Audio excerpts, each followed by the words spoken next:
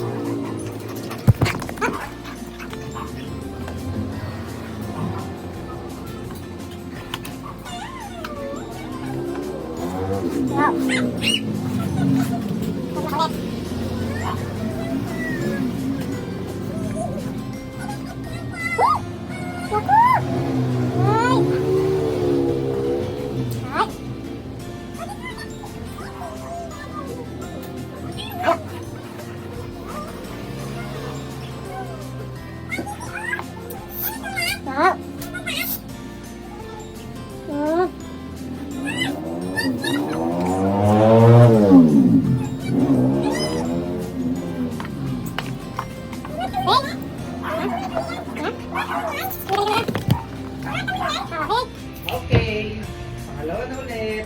Nasa si Lexi. Okay. Lexi, sit na muna. Sit para maayos. Sit na muna. Sit. Ayan, sit. O ngayon, di ba, tinuruan kita. Paano mag-lay down? Lay down. Okay na. Lay down. Ano? Lay down. Tinuro ko. Paano? Lay down. Lay down. Lay down. Oh, ang galing-galing talaga ng Lexi. Ang galing-galing. Up na, up. Okay. Okay, dito ulit tayo. Okay, sige, hop, dito, harap. Sit. Yan, sit. Galing na. O, tapos, ano ulit? Isa na lang ha, para makapagpahinga ka na. Wala pa. Lexi, sit muna. O, lay down. Paano lay down? Lay down. Lexi. Dito ka, para kitang sa kamera. Sit. O, paano lay down? Ha? Lay down. Paano lay down? Kanina pa yun, tinuturo ko.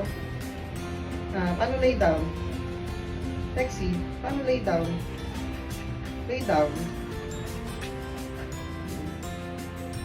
Galing. Ay naka. Ayan na.